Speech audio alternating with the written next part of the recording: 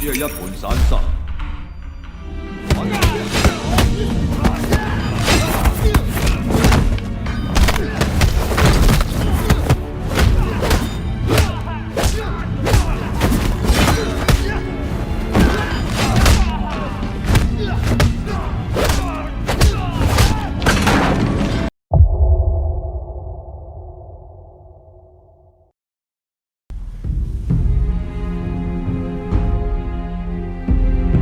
Berlatar belakang pada tahun 1903, film dimulai dengan memperlihatkan puluhan orang yang berada di dalam sebuah kapal menuju ibu kota Shanghai untuk merubah nasib mereka.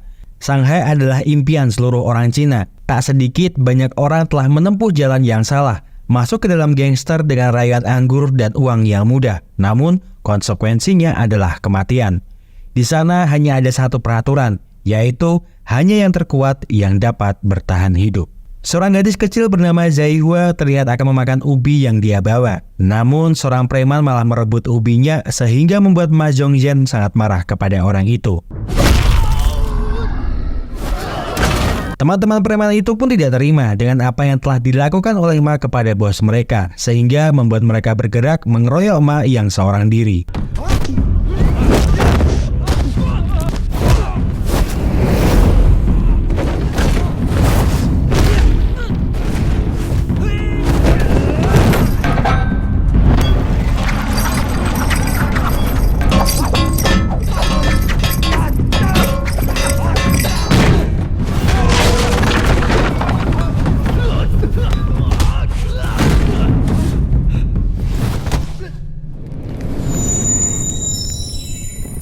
Ketika Ma akan mengeluarkan pukulan tangan kanannya kepada sang preman, dia teringat tentang perkataan ibunya yang berpesan kepadanya untuk jangan pernah lagi memukul orang dengan kekuatan lengan kanannya yang mengerikan.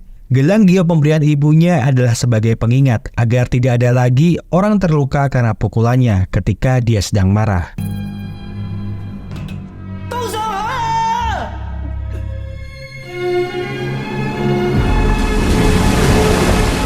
Di Shanghai, Ma bersama dengan Hixi dan juga Zaihua yang datang ke sana karena ingin menemui ayahnya di perantauan. Mereka bertiga sangat terheran-heran karena melihat banyaknya bangunan menjulang tinggi tidak seperti tempat mereka. Bahkan saking senangnya mereka tiba di kota perantauan, mereka bertiga berlari dan tak sengaja Ma menabrak Seng Qianjun yang sedang mengamen dengan mempertunjukkan seni bela dirinya hingga menyebabkan semua uang hasil mengamennya jatuh berserakan di atas tanah.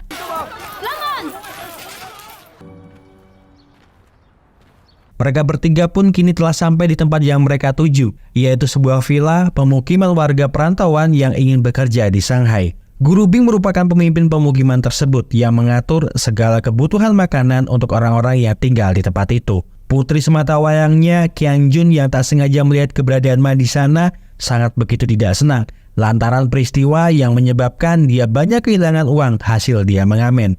Sikapnya sangat dingin kepada Ma, bahkan terkesan ketus akibat perbuatan yang tidak disengaja oleh Ma. Kedatangan Ma dan Si di sana disambut oleh saudara mereka bernama kakak Niu yang juga satu kampung dengan mereka, namun dia sudah sangat lama berada di Shanghai. Dia mengatakan kalau seperti inilah keadaan lingkungan para pekerja kotor di Shanghai. Namun itu sangat akan berbeda ketika mereka melihat bagaimana Shanghai di malam hari. Niu mengatakan kalau keadaan Shanghai saat ini sudah sangat berbeda dengan seperti apa yang kalian bayangkan dulu. Itu dikarenakan adanya keberadaan orang-orang Jepang di sini. Mereka berusaha untuk menguasai Shanghai, namun masih terhalang oleh 4 pemimpin besar gangster Ake yang terdiri dari Dan Jia, Ji Jiangzi, Master Bai, dan Cheng Pao. Mereka berempatlah yang memegang peranan penting di kota ini sebelum muncul seorang pria bernama Long Qi. Setahun yang lalu saat Long Qi datang ke Shanghai, dia bahkan lebih miskin dari kita semua. Tidak memiliki kuasa dan apapun, namun sekarang dia memiliki segalanya. Itu dikarenakan ilmu bela dirinya yang mampu membuat musuh-musuhnya tidak bisa bertahan lebih dari 10 pukulannya. Tiba-tiba ketika mereka bertiga sedang asik mengobrol, mereka dikejutkan oleh suara jatuhnya sebuah papan nama billboard cafe yang tak jauh dari tempat mereka makan, yang ternyata itu ulah dari Long Qi yang ingin merebut kafe tersebut dari Cheng Pao, salah satu 4 pemimpin besar di Shanghai. Kebetulan Ji Jiangzi juga berada di sana, namun dia hanya duduk melihat karena dia tahu seberapa kuatnya Long Qi dalam bertarung.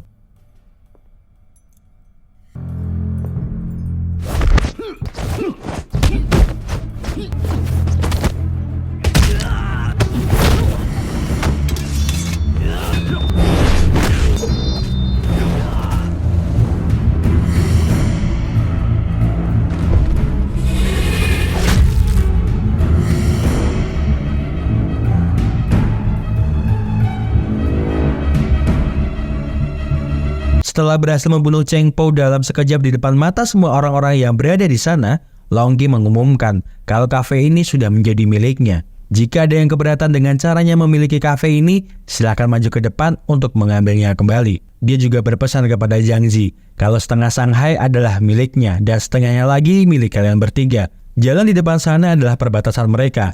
Daerah dekat laut adalah miliknya, sisanya adalah milik kalian bertiga dan bagilah sesuka hati kalian. Sebenarnya Long Qi berniat untuk pergi dari sana, namun karena dia mendengar suara merdu dari Mei sang primadona kafe tersebut, dia sempat berhenti, terpesona dengan suara indahnya.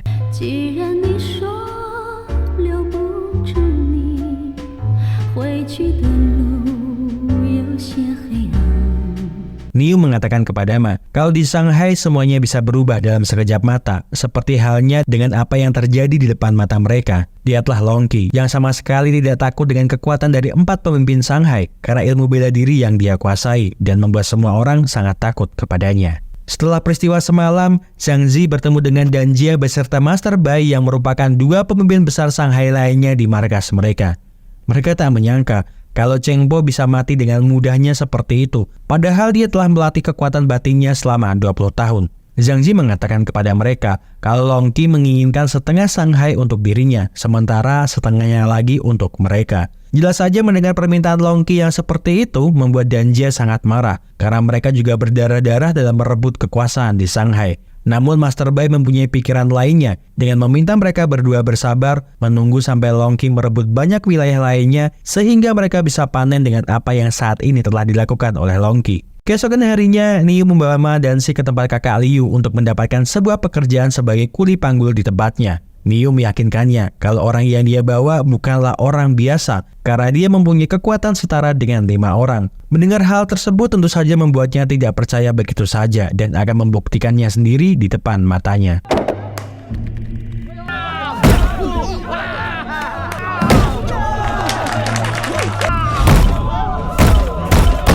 Beberapa orang pun bisa dikalahkan Ma dengan mudahnya, hingga Hak Mao, pemimpin dari gudang pengiriman barang tersebut, menjejal sendiri kekuatan yang dimiliki oleh Ma.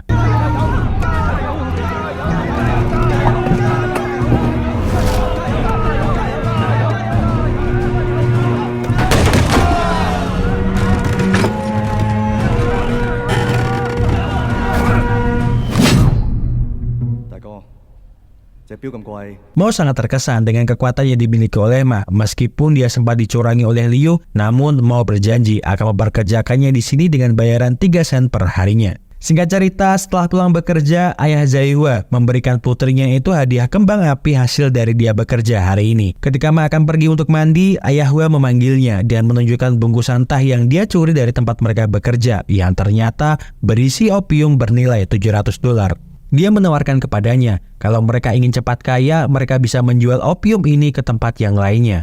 Namun Ma jelas saja menolak akan hal itu, karena perbuatannya itu bisa saja membuat mereka berada dalam masalah, dan memintanya segera mengembalikan bungkusan opium itu ke gudang tempat mereka bekerja. Ketika Zaihua berada di luar pemukiman bersama dengan ayahnya, ayahnya mengatakan kalau mereka berdua tidak akan terpisah lagi. Dia berjanji akan membuat hidupnya lebih bahagia lagi, karena ayahnya tahu betapa sangat sulit hidupnya setelah kematian ibunya. Bahkan ayahnya akan membawa dirinya ke Hong Kong untuk belajar agar di masa depan putrinya bisa menjadi orang yang hebat dengan mempunyai uang yang banyak. Saat Ma sedang menikmati makan malamnya, dia didatangi oleh Qian Jun yang ingin meminta maaf atas sikapnya selama ini kepadanya. Dia selalu berpikir kalau Ma sama saja seperti laki-laki brengsek lainnya, namun ternyata penilaiannya selama ini adalah keliru. Qian Jun melihat kalau Ma tidak hanya memikirkan dirinya sendiri, namun juga memikirkan nasib orang lain yang masih berjuang mencari pekerjaan di sana. Tak berselang lama, Mao datang ke sana dengan membawa Zaihua beserta dengan ayahnya yang terlihat sudah babak belur dihajar oleh anak buahnya. Mao mengatakan kalau dia telah kehilangan barang berharga miliknya saat dia memeriksa semua barang-barang miliknya dan menduga kalau salah satu pekerja yang tinggal di sini dan bekerja di gudang miliknya telah mencurinya. Lebih baik kembalikan barang miliknya segera, kalau tidak dia akan membunuh anak ini sebagai peringatan untuk kalian semua.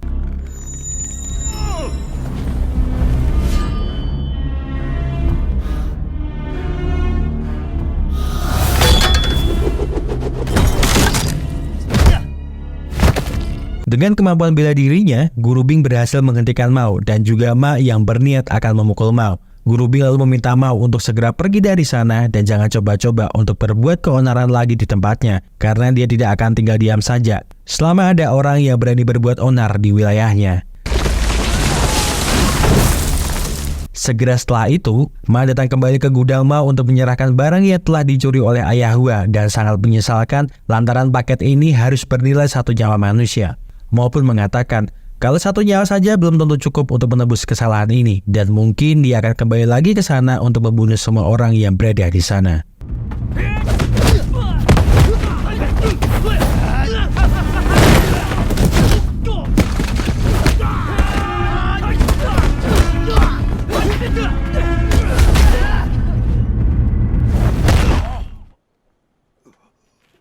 Setelah berhasil mengalahkan Mao beserta dengan semua anak buahnya, Ma menghubungi pihak kepolisian untuk mengadukan perbuatan Mao yang telah menyimpan puluhan kilogram opium dalam bentuk teh kemasan di gudang miliknya. Namun karena besarnya pengaruh orang Jepang bernama Shinji yang merupakan pemilik opium tersebut, Kapten Huang tidak bisa berbuat banyak. Karena baik atasannya maupun geng Ake saling bekerja sama dalam bisnis yang telah disamarkan oleh orang-orang Jepang. Dia malah meminta Ma untuk berhati-hati, karena mungkin untuk kedepannya dia akan menjadi target dari mereka. Jika dia mempunyai kuasa dan kekuatan, dia pasti juga akan melakukan hal yang sama dengan apa yang telah dia lakukan saat ini. Shanghai bukanlah tempat yang cocok untuk orang kasar sepertimu, karena ada banyak macam orang di sini dan semuanya bisa saja terjadi. Satu-satunya yang masih bisa bertahan sampai sekarang ini adalah Long Qi. Namun entah berapa lama lagi dia akan bisa bertahan. Sekeluarnya dari kepolisian, maupun hanya bisa melihat tumpukan-tumpukan barang haram itu kembali lagi ke tangan orang-orang Jepang. Namun meskipun begitu, dia tidak akan tinggal diam begitu saja dan berniat untuk mengambil semua barang-barang haram itu dari tangan mereka. Sementara di suatu tempat, Long Qi beserta dengan para anak buahnya juga sedang menunggu kedatangan truk pembawa opium tersebut. Namun dia lalu dibuat terkejut setelah melihat keberadaan Ma di sana dan mengalahkan semua penjaga yang mengawal opium tersebut. Long Qi bertanya dengan apa yang sedang dia lakukan di sini dan apakah dia tidak tahu tentang siapakah dirinya. Ma mengetahui tentang siapakah dirinya. Bahkan dia juga mendengar rumor yang mengatakan kalau tidak ada orang yang pernah bisa bertahan dari 10 pukulannya. Tujuannya di sini hanya untuk membawa opium ini bersamanya dan menantang Long Qi kalau dia bisa bertahan dengan 10 pukulannya, dia akan membawa opium ini bersamanya. Jelas saja mendengar hal itu membuat Long Qi sangat tertarik kepadanya dan akan berjanji memberikan semua opium itu bila dia bisa bertahan hingga rokoknya menjadi abu semuanya.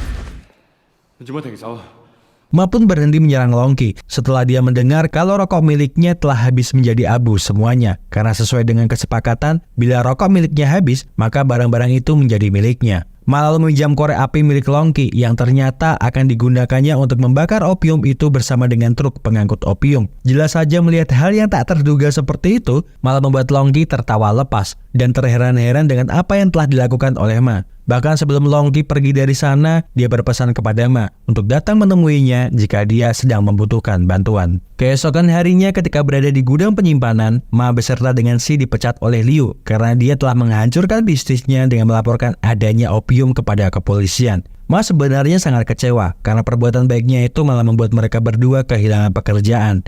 Namun Si tidak peduli dengan hal itu. Karena kemanapun Ma pergi, dia akan selalu mengikutinya. Begitu juga dengan 4 orang pekerja gudang lainnya yang memutuskan untuk keluar dari sana dan akan mengikuti kemana langkah Ma berjalan. Jelas saja mendapatkan beban seperti itu membuat Ma memutuskan menemui Longki di kafe miliknya untuk meminta bantuan kepadanya. Tujuannya ke sana hanyalah untuk mencari pekerjaan untuk dirinya beserta dengan 5 orang temannya. Tapi dia tidak mau menjadi tukang pukul untuknya. Namun dia akan melakukan pekerjaan apa saja seperti halnya mengepel lantai, mencuci piring, membongkar muatan, apa saja selain berkelahi. Longki yang sudah sangat menyukai sikap dan sifat dari Ma menerima permintaannya dan akan memberikan gaji $2 sehari untuk mereka semua. Bahkan Longki mengumumkan kepada semua orang kalau Ma sekarang adalah saudaranya dan meminta mereka semua untuk juga menghormatinya.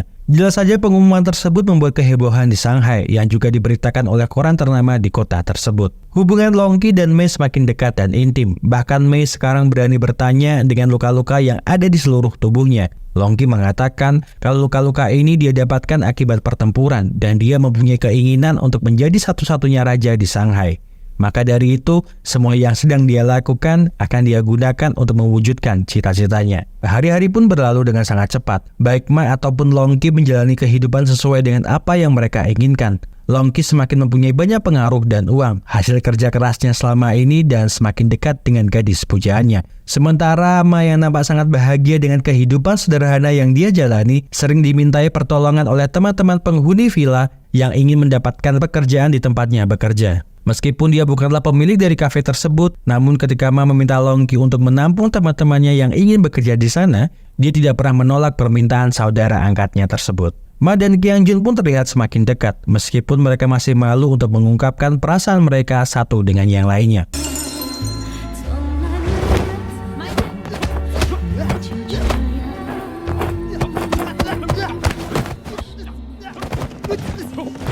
Ketika mereka berdua di atas jembatan, Longki sebenarnya ingin Ma bergabung dengan dirinya untuk mengalahkan 3 pemimpin gangster Ake dan juga mencegah Cina dikuasai oleh Jepang yang datang ke wilayah mereka. Sebenarnya tujuannya selama ini menguasai wilayah milik dari 4 pemimpin Shanghai adalah untuk mencegah para pemimpin Shanghai menjual tanah mereka kepada pihak Jepang. Karena bisa saja jika mereka sudah menguasai wilayah ini, rakyat Cina akan dijadikan budak oleh orang-orang Jepang. Namun nampaknya Ma sangat tidak tertarik akan hal tersebut karena baginya hidup seperti ini sudah sangat indah baginya tanpa harus mengeluarkan pukulan demi janjinya kepada ibunya. Setelah menghabiskan malam bersama dengan Longki, Ma pulang ke rumah dengan keadaan mabuk. Tak sengaja saat dia melihat Qiangjun yang berada di hadapannya, tiba-tiba dia memeluknya. Tentu saja hal itu membuat Qiangjun sangat malu hingga menampar wajahnya. Namun Ma menganggap kalau tamparan itu adalah pertanda kalau Qiangjun juga mencintainya. Begitu sangat bahagianya dengan apa yang sedang dia rasakan, Ma pun bernyanyi dengan sangat lantang hingga didengar oleh semua orang penghuni villa, termasuk guru Bing yang nampak begitu senang melihat Ma dekat dengan putrinya. Longki yang terbangun dari tidurnya mendekati Mei yang nampak seperti sedang punya banyak pikiran. Mei mengatakan kalau dia telah berjanji kepada Tuan Hashimoto akan bernyanyi dalam perayaan tahunan kemitraan Jepang komersial. Dia hanyalah seorang penyanyi biasa yang tidak mempunyai kemampuan dan hanya mempunyai suara yang bisa dia banggakan. Mendengar itu, Longki mengatakan kalau dia tidak perlu takut dengan apapun selama dia bersamanya. Namun, Mei mempunyai kekhawatiran kalau Longki akan selalu mendapatkan bahaya jika menjadi raja di Shanghai, atau bisakah mereka berdua meninggalkan Shanghai bersama-sama karena Mei ingin selamanya menjadi wanitanya. Malam berikutnya, Longki mengadakan pertemuan dengan Hashimoto Koichi, kepala kemitraan komersial Jepang, untuk membahas perluasan bisnis yang akan saling menguntungkan untuk mereka berdua. Namun nampaknya Longki yang sedari awal melakukan pertemuan itu memang tidak ingin melakukan kesepakatan apapun dengan dirinya, karena dia sangat mengetahui bagaimana kejamnya orang-orang Jepang ketika mereka memimpin. Bekerja sama dengan Jepang adalah memahami apa yang mereka inginkan. Tetapi jika mereka memaksa ingin bekerja sama dengannya, maka mereka harus menuruti apa yang dia inginkan. Jelas saja adanya perbedaan pandangan dari kedua belah pihak membuat Hashimoto sangat kecewa dengan apa yang terjadi. Apalagi dia harus mengetahui kalau Mei tidak akan bernyanyi pada perayaan tahunan kemitraan komersial Jepang. Di markas milik gangster Ake, ketiga pemimpin sedang berdiskusi tentang bagaimana cara mereka melawan Longki. Padahal mereka bertiga adalah para tetua yang harus dihormati. Lebih baik kalau saat ini mereka menyatukan kekuatan dengan bekerja sama memanfaatkan Ma Zhongzhen untuk menghancurkan Longki.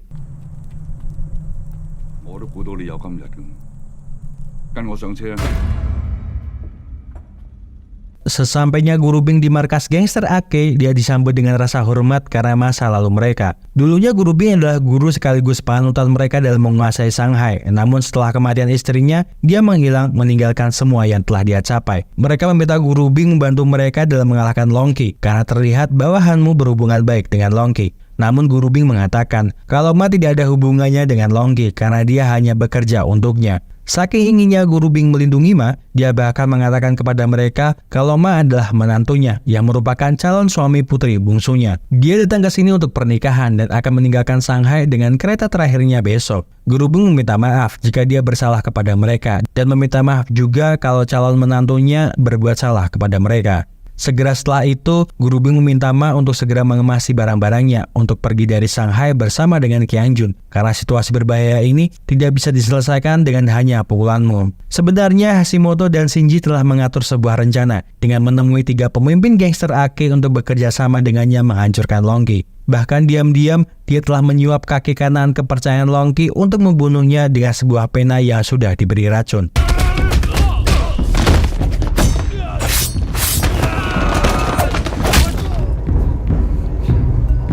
Menyadari adanya sesuatu hal yang sangat mencurigakan sedang terjadi, Ma berniat mendatangi Long Qi di kafe miliknya dan tak menyangka kalau semua orang yang berada di kafe Long Qi berisi orang-orang yang berniat untuk membunuh Long Qi di dalam sana. Sementara Guru Bing meminta semua penghuni villa segera mengemasi barang-barang berharga mereka karena akan ada mara bahaya yang mungkin datang ke tempat ini.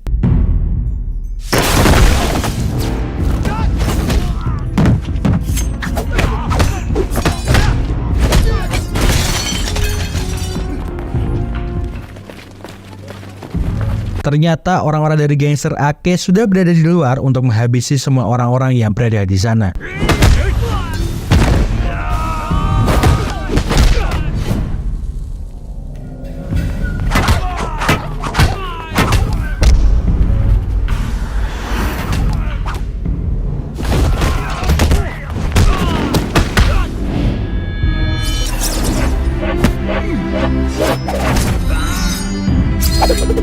Shinji yang juga berada di sana mengeluarkan keahliannya dalam menggunakan senjata untuk membunuh Guru Bing.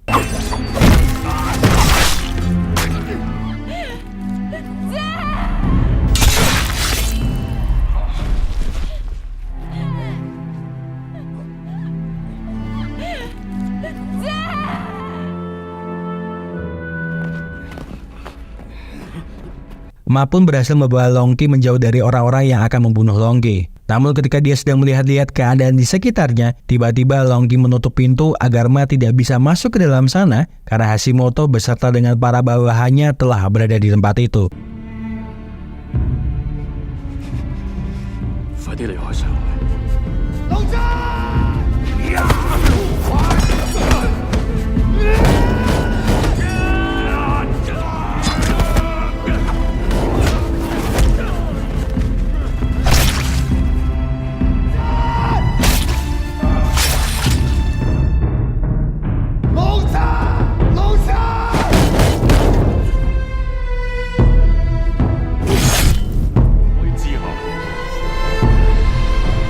Kehilangan saudara angkat terbaiknya jelas membuat Ma sangat bersedih. Apalagi setelah dia mengetahui kalau Guru Bing beserta dengan orang-orang yang tinggal di pemukiman villa telah dibantai oleh orang-orang dari gangster Ake, membuatnya semakin bersedih dan marah. Sementara di markas gangster Ake, mereka bertiga mengira kalau sekarang tidak ada lagi musuh untuk mereka.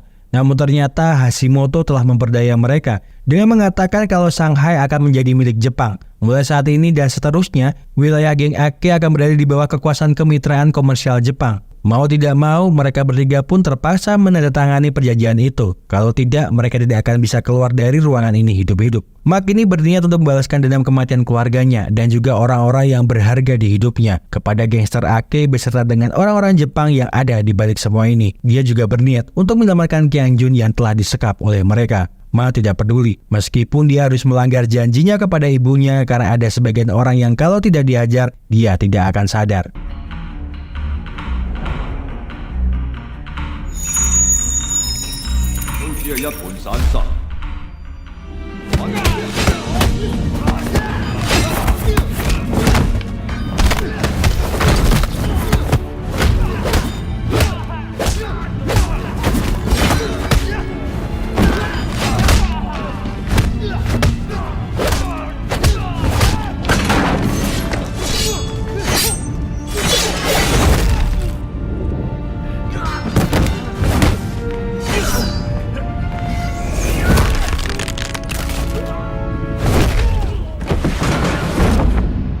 Setelah berhasil menghabisi Zhang Zi, kini Ma harus berhadapan dengan Dan Jia, serta Master Bai yang telah menunggunya dengan senjata kesayangan mereka.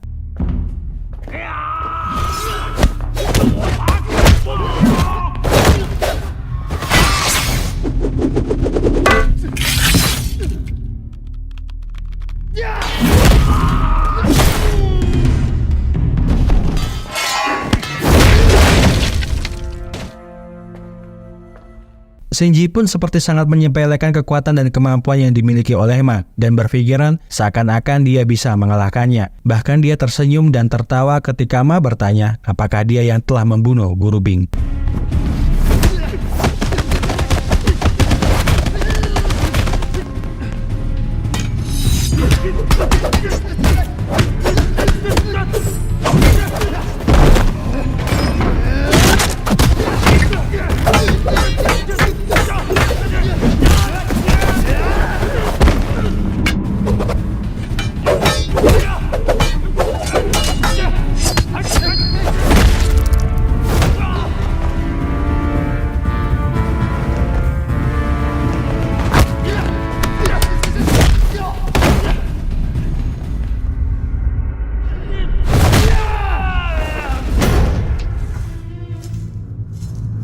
Setelah berhasil melumpuhkan Shinji, Ma pun kini harus berhadapan dengan para bawahan Hashimoto yang nampak mempunyai kemampuan dalam menggunakan samurai.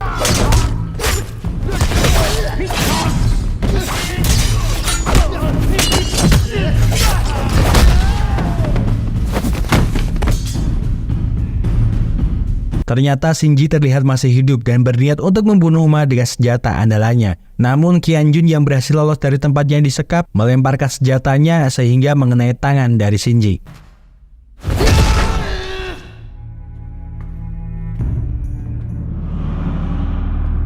Penuh rasa amarah, Ma kini tinggal berhadapan dengan satu-satunya penjahat yang masih hidup, yaitu Hashimoto yang nampak sudah menunggu kedatangannya di atas sana.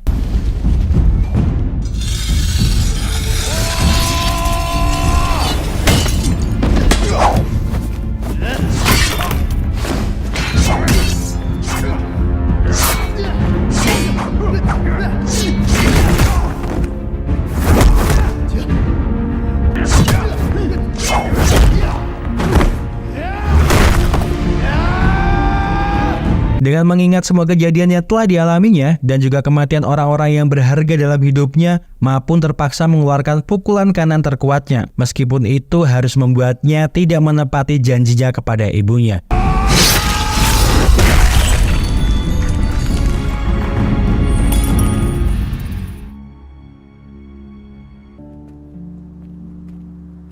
Dan sebelum film berakhir, Hyunjin memapah Ma yang terlihat sangat kesakitan karena pertarungannya. Sebelum mereka berpisah karena Ma memilih untuk menyerahkan diri kepada pihak polisi, Hyunjin berpesan kalau dia akan selalu menunggunya di sini. Terima kasih seluruh sudah menonton rangkuman film yang Mas Ahko persembahkan untuk kalian semuanya. Semoga terhibur. See you!